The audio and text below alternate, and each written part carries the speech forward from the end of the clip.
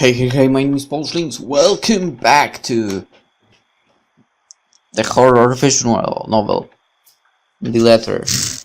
Let's continue because it's getting more and more creepy. Anyway, it's already dark as we make our way out of the mansion. With no lights, we are only illuminated by the headlamps of the Wright's car and the stars up above us.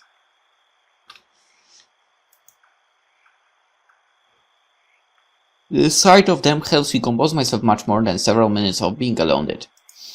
The car's engine is running, yet the two still stand out on the road. Miss Wright is busy, eyes up to the stars. And Miss Wright, arms crossed, has his eyes down the ground. It is the crunch of the grass under my heels that brings their attention to me. About time, what took you so long? A minute longer and I'd think the house swallowed you all up. Oh, hush, dear. I'm sure she has her reasons. Marianne doesn't seem the sort to idle. Sorry, I was just checking on something important. See, business is business and they take time, love. You should know that better than anyone. So, Marianne, what do you think? Are you the woman for the job? I know we already signed papers hiring you, but I want to be 100% sure that you are committed. I glanced back towards the mansion, like what I had seen there. That curious thing in the wine cellar, which is stuff I'd only read about from, well, the fucking horror stories! And her. I should feel the slightest bit hesitant. I was lucky. I've seen enough movies to know what happens when a promiscuous woman enters a haunted house. It's my chance to turn down, make excuses, say that I'm not up to the task and I need to take care of my old sick father. Just pay the fine, which is probably outrageous for a conduct like this, and let it go. I should turn down. But for some obstinate reason I can't. In the same manner, I haven't let go of her, of the regret that has shadowed me since that day.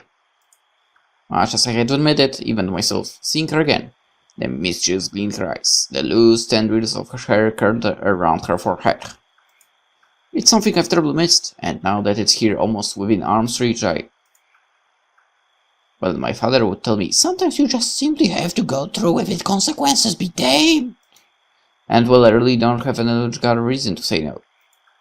At least not something a client like the Wrights would want to hear from a professional designer. It's certainly an interesting project. You can be sure I'm seeing it through the end. If I don't die in the process, you could add. Such dedication! Oh, I do love the determination. Wow, that's rimmed. You were always determined like that, weren't you? Hearing her voice once again sends a chill running down my back. I can't wait for this day to be over. Huh.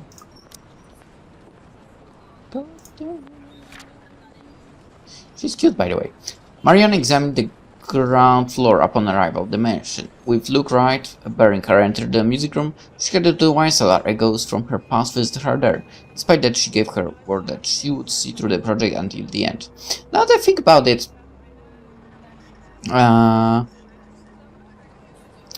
all the characters, like over here in the freaking journal. Can we have a look at the character now? God damn it. Oh, for example, Rose here. She looks way cuter. I mean, maybe not only cuter, but I think looks better than during the talking, basically. Like, I like this design more than the one that is, you know, here, like when people are around. Like, the design is a little better, just that. Not that it's bad over here. When they talk and so on, it's freaking animated and so on, it's awesome. But if it was designed as it is on those static pictures, it would be awesome. Anyway, from the mansion and through the asylum, I rode with them in silence. But as soon as we hit city proper, I asked to be dropped off and bid them good night. I thought it would be best if I didn't stay too long in confined space with either Miss or Mr. Right. Both of them seem to cause me serious trouble, and if the project had been any less interesting or grand, I would have dropped it without a second thought. Would have, shouldn't have, won't. I'm sure that my place isn't that far off, and I have to fight off the earth, roll mice, and groan when whiskey throws me a little smirk. But even in my own home, peace is elusive, as is sleep. Alright. Hey Doggo, can you not scare me like that? God damn it!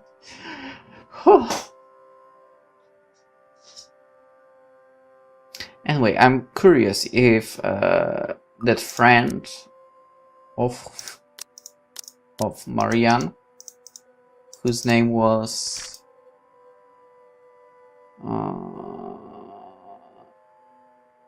I don't remember what. I'm sorry. You know, you're cute, but I don't remember. Is somehow connected to the ghost of the mansion, or maybe it's the same person. I'm curious. I'm really curious about it. I lay awake thinking of what I saw in that mansion, of who I saw. If I so much as hear a single whisper from her, if I so much see a wisp over her, I'm afraid I will go mad. But none of that happens. And it makes me feel hollow. Oh! For 2 nights I've had trouble sleeping. But it's only one morning, when fatigue has already let me rest, that I'm reminded of what terrifies me so.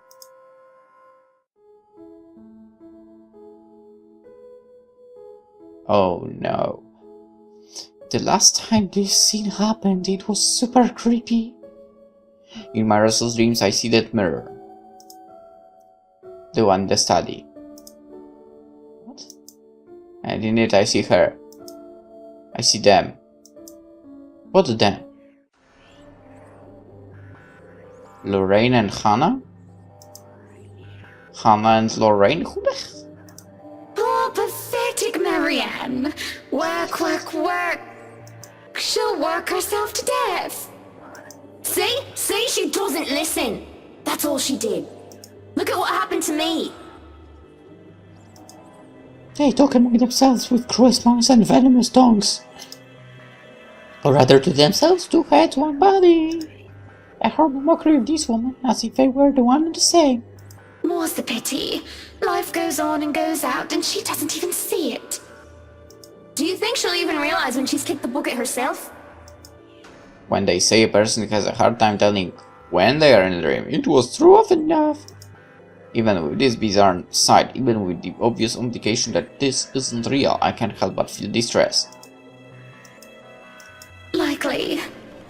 Is that any way to live at all? She might as well be dead. Cruel fate that she's alive and I'm... well... For they speak into each other's ear, tones slow and hushed, I can still hear them as clear as the day. Their whisper pervades there, heavy and oppressive. They bury and dig into my head like tiny maggots worming their way into my skull. It is only then that they take notice of my presence. Eyes turn towards me and I can only feel small under their scrutiny. Caricature smiles etch on their faces, mimicking each other grotesquely. Oh, Marianne! How long have you been standing there, dearie? Come join us, Marianne. We won't bite. Yes, you will. Unless you ask, that is. I bet you will, even without asking. Have you been looking at us? Spying?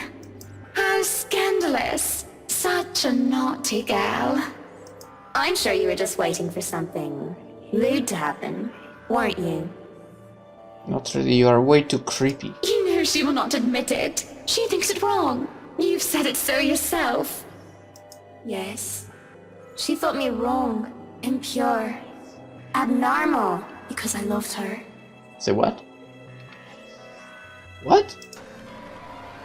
My breath hitches and I open my mouth to protest, but they stop me, screeching. The mirror that holds them cracks, lines spidering across the surface.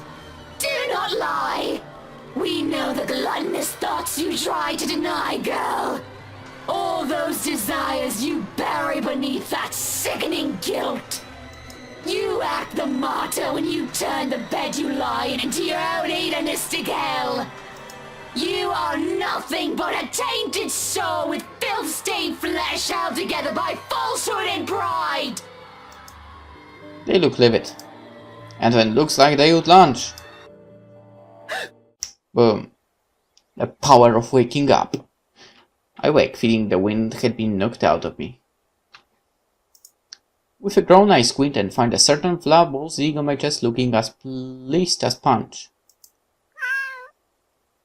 She's the overlady of the cats, queen of despair and destruction of nice furniture. If I can't stay mad at her much because it feels like she did something good this time. I was having nightmare. I can't even remember what it was about. Trying to recall leaves a terrible pit in my stomach. Maybe it's probably better that I don't remember. Good morning, Boruthiel. Who's the good kitty? Are you hungry? Is that why you woke me up? A content purr comes from my sweet ear before she jumps off the bed and trots toward the kitchen. On the other hand, it takes me a bit more before I roll out of bed and start my day. Mornings before work is always a quiet affair. Shower first, a mug of coffee and a bowl of oats. No, that's not how it works. No, I can't agree with that. First, coffee and bowl of oats. Then shower and brushing the teeth. Sometimes I do stretches and I always check my work email. The rights will be moving into the mansion today. Oh no. I don't think the paperwork is officially done yet, but it isn't too far-fetched to think they were allowed to start their move despite that. Rich people like them will always find ways to get what they want after all. I'll be leaving you again today, Beth. So you behave and make sure not to shred up my new covers, okay? And don't worry, I didn't forget tomorrow is Black Cat Day, so I'll throw you a party. What? A party for a cat? But only if you behave like a proper lady. Now that I think about it, what the hell do you have set up as a wallpaper, girl? Like, what is it? She barely gives me glances as I said it before going back to her own food. Cats. Still better than humans. Okay, with that I can agree. Most of the time. But not too bad. Better than dogs, definitely not. Too bad I have to work with humans. I know that feeling, girl. I know that feeling. The place is already busy as soon as I get there. The foreman, one that I recommend to Wright for his work ethic, is early as usual. Already he's distracting men here and there with the bigger loads. I have no chance to talk to him as Miss Wright appears and greets me with a smile. Mrs. Wright, I hope everything has been to your liking thus far. Good morning, Marianne. It has been delightful and these men have been very helpful. My God. How can you be so enthusiastic in the morning? Look at all this. Whoa. It's so busy here. I'm getting tired just looking at them go. No complications so far with the movers or the previous owners of the mansion, I hope? If anything, the only one being problematic is Luke, if I'm to be honest. He can be such a diva, but I do like that about him. She stops looking up at the upper landing where Mr. Wright comes through with the other two movers and the mirror from the stand. Oh, do be careful with that mirror. We wouldn't want anyone getting hurt because of broken glass.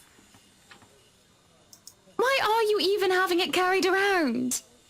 Oh? You did say you didn't want the mirror, and I keep getting distracted by it.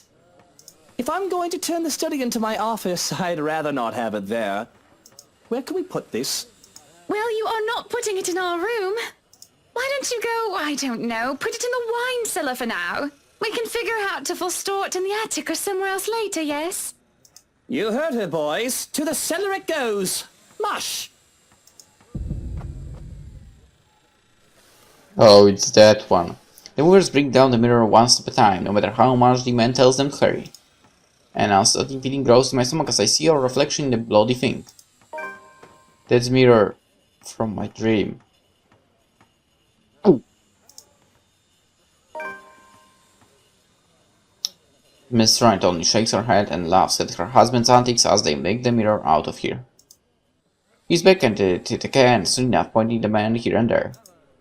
I'd say he's the man with the plan, but it sort of interferes with the layout and design that we've agreed upon before. I'm about to point it out, but... It's better you let him realize his mistakes on his own, rather than tell him of them. That way you do not get blamed for his actions. It is more fun, too, to tell him, how do they say it? I told you so, once he slips up. Been working with him long enough to know that, huh? It's not like I plan to make too much of a fuss, unless what he changes is actually crucial. It happens often enough, when one is made to accompany him nearly all hours of the day. Up, higher! Come on now! Still, he could at least be less pushy about things. Careful now! I know your pictures are framed by cheap plastic, but those are framed by African Blackwood and are one-of-a-kind commissioned paintings. I think I've heard that before. Each one is easily worth a lifetime of what you lot make. It is surprising how hands-on he is compared to my usual clientele. Well, the both of them are actually. It's refreshing to have them participate, despite their initial reluctance. Luke, do the dishwashers go into the kitchen or the butler's pantry? Pantry, Buttercup. Careful, that's Emma Hut. No, you there, put that down. You do not manhandle a Napoleon Abueva. Yep, I definitely have heard that story before. Hero needs to tone down the dramatics a notch. Miss Wright and the butler look like they're used to it by now. But there's fuss, well... Sweetie, why don't we go and sort your suits upstairs? Let your Hans and Marianne and the foreman deal with the rest of the work. We have this, Mrs. Wright. Yes, please do go before a blood vessel bursts. Bloodstains are so troublesome to clean.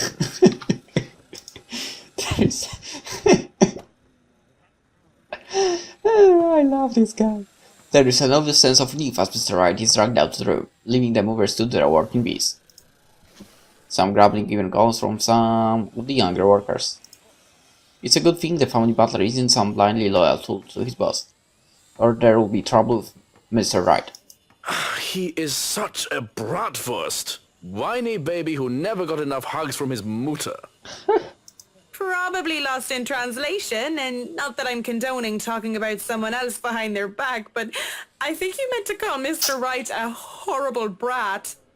Well, he is that too. There are a lot of things I can call him, but I mean to say that he is a big weenie. A childish name for a childish person. Like a child, he whines when he doesn't get what he wants, and he breaks the toys that he has. That gets a laugh from me, as well as a few of the movers who linger near. That was a female laugh, by the way.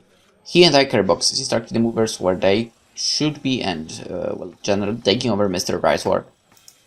It goes off without a hitch, and the man is helpful, efficient, and capable of physical labor, despite his clean-cut appearance. A gentleman to boot, taking boxes from me when he sees me struggling with them. Speaking of boxes. Hey, one of the boxes for the kitchen is missing. Has anyone seen it? The one with the pots and the knives. That sounds dangerous. The bratwurst had it brought upstairs, thinking it was for the attic. Why would he... Oh, never mind. I'll go get it. How about now? Why even bring a box of pots and knives to the attic? The man is ridiculous. There's probably no point making sense of what he does if he does them just because of he can. At least turns out that I don't have to make it all the way to the attic. The mover probably... Oh, Mr. Wright's orders left the box on the stairs. Whew! At least it's not that heavy.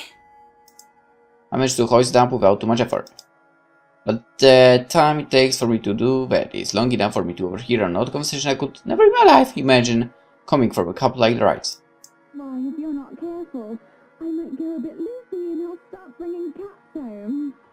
And soon enough, one day day, you'll find yourself going home to a farm just filled with felines that follow you everywhere. Oh, don't bluff. The things would shred up your precious furniture. Besides, you don't even like cats. True, true. Dogs are infinitely superior here, of course. I have to agree with that again. But what about the wet dog smell? The mess. I'm not cleaning up after a mutt, no matter how cute. If you think about it, a cat would be better.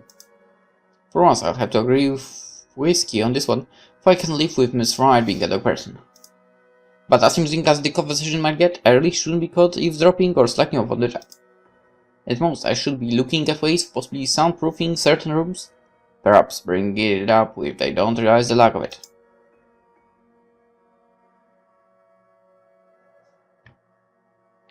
Alright, so, I'm supposed to move on or continue listening. Why would I continue listening? Eavesdropping is not a nice thing to do, damn it. Alright? Yo, dog. Stop. Alright, my dog keeps trying to scare me. I think he realizes I'm playing a horror visual. And yeah, let's move on, by the way.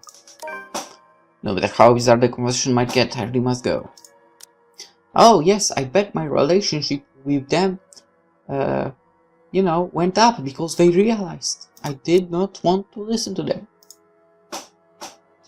Or more like not want to eavesdrop on them. Not much just standing here when I have no more reason to loiter just feels wrong. Besides, the magic word here is privacy and I respect it. Keep in mind, and I won't have a guilty conscience filled to the brim with the secrets of the rich and famous in my hands. I take the stairs 2 steps time if I was in danger of getting stumped by my baggage and if nobody else was in the foyer. But as Johannes takes the box from me, I only give him a small smile. There is no reason to gossip about the peculiar conversation of his employers. He's probably heard much other things from them, and he doesn't seem to be a cat or a dog person either.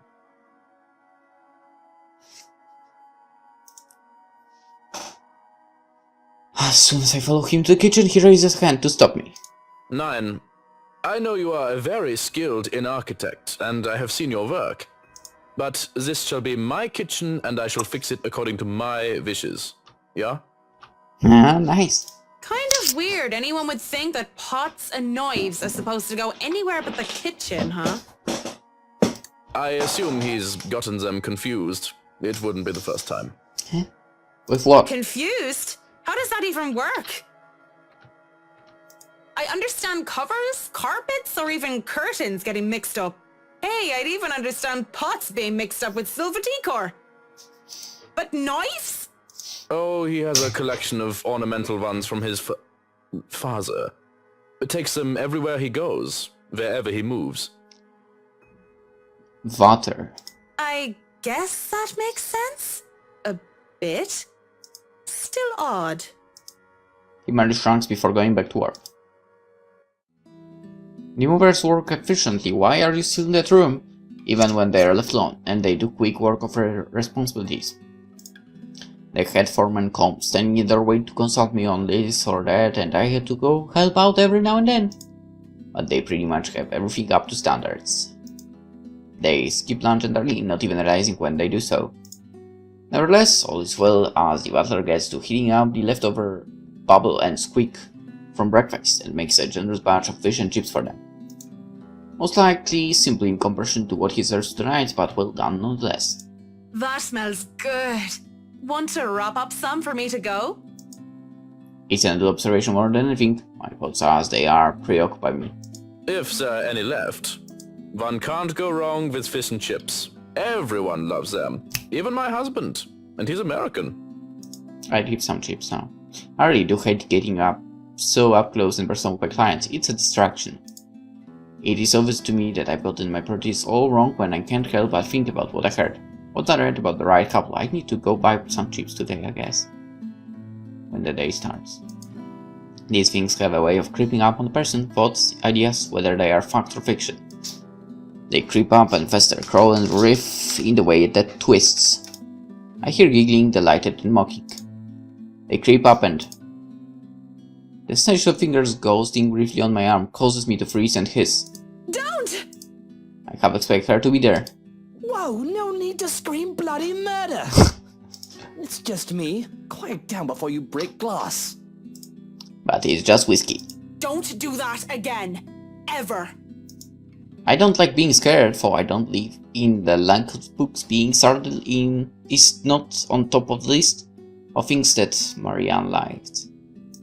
I mean, technically, no matter how you look at it, it was kind of uncalled for. I don't like that when someone does that as well. Lucky for him, I had nothing within reach, or he would have gotten on friendly terms with something like a rolling pin. What was with that reaction? Were you really scared? Has Johan's been telling you ghost stories? He just loves to scare people. Isn't that right, Brother Gurium? The butler's expression is unreadable. I hardly see an emotion in his face to begin with since I started working for the rights, aside from vague amusement. There must have been something, therefore, judging from Mr. Wright's own content look. The expression on Mr. Wright's face is most cruel. But neither of them spoke, even as Johannes leaves the room to serve the workers their late lunch. So, now that we're alone, Marianne, what are you so jumpy for? I was just thinking about all the urban legends the movers have been telling me about this place. Don't tell me you believe in that tosh. They're nothing but tales made up to scare children. Huh. Timmy, Billy, don't you dare go up to that big mansion and get in trouble there! The ghosts are going to get you! That's a boring way to look at it, but that's usually what it is anyway, no? Like I said, I was just thinking. It would be a relief, actually, if those rumors of this place being haunted is true. That just means I'm not going bonkers. Hearing, let alone seeing a dead person is exactly the symptoms of a healthy mind. Sure, it means there will be such things as ghosts, goblins, but at least I'd be sane. On the other hand, there would actually be a dead girl walking around. If you could excuse the inane question, Mr. Wright, you haven't noticed anything weird here? A simple enough question on the surface, yet I notice the man Stephen as the question leaves my mouth.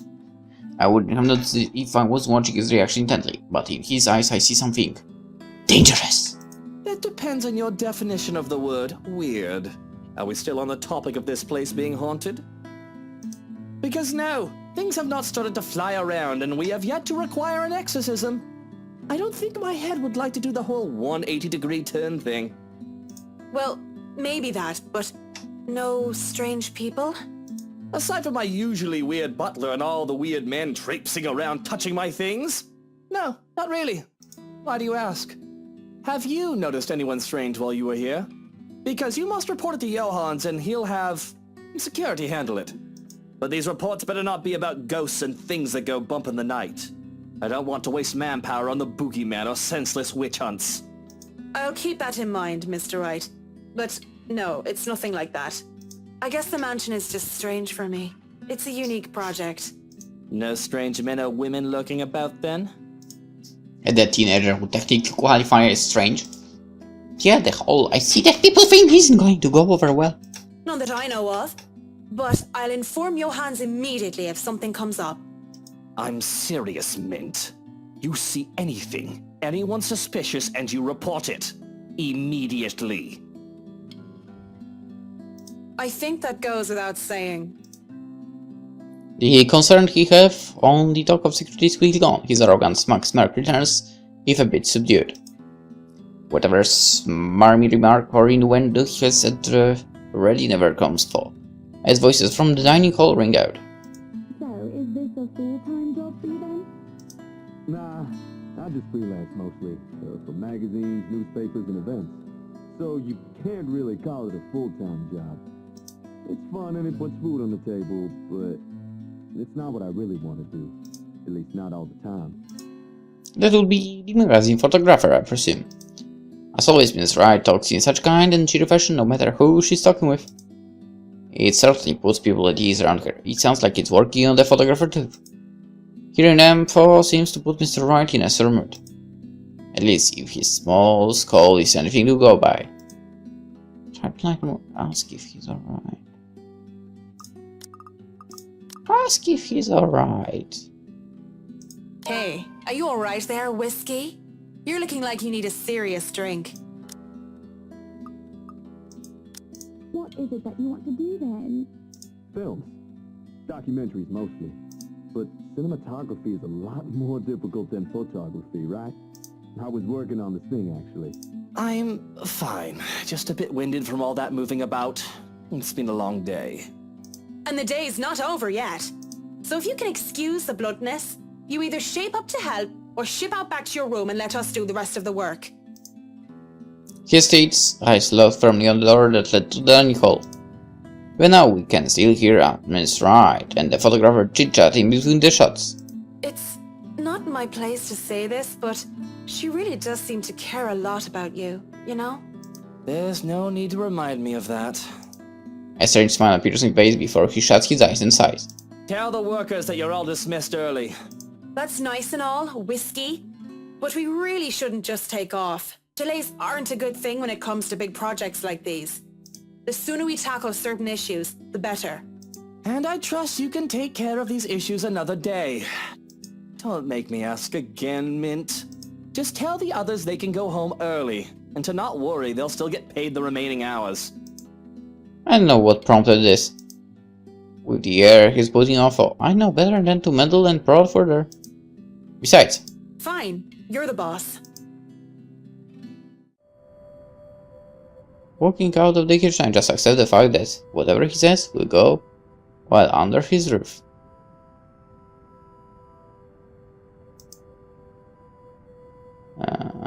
Miss Wright and the photographer are still far too busy in conversation to notice me, even as I make my way through the dining hall. Besides, I didn't want to ruin her fun. Well, it wasn't really a big thing. People didn't like Blue Fonzie very much. People don't like a film about colors. I suppose they would have liked Blue Bibby a lot more. Going into a foyer, has we stumbled upon the family butler once more, who raised a brow at my presence. And where are you off to in a hurry, Miss McCulloch? The foreman is looking for you. The Bratwurst wants us off the clock. He's dismissing us early because of... Oh, I don't know. He just wants us out of here. I'll go and call a cab for you then. It would be for the best that you leave when he asks you to. I don't doubt it. My ride back to the city doesn't take too long to get here. Or something in the journal. To keep her mind off of things that haunted her, Marianne McCullough focused on assisting the Wrights Luke Ray move in. Later that afternoon, she was seen chatting with Luke Wright, who then demanded she and the rest of her crew take an early leave. Granted, there were some difficulties at first because the driver didn't know where the Emerald dimension is. He tried to have us hand over GPS coordinates from our smartphones, or some other technobubble I didn't care about and the butler didn't understand. But as soon as we told him it's that haunted mansion over in Aston Village, he knew just the place. And finally got over, albeit with some hesitation. Alright, we are back in the city, let's end the episode and we'll continue this tomorrow. That's right. For now, hope you enjoyed it. Have a good night! Bye bye.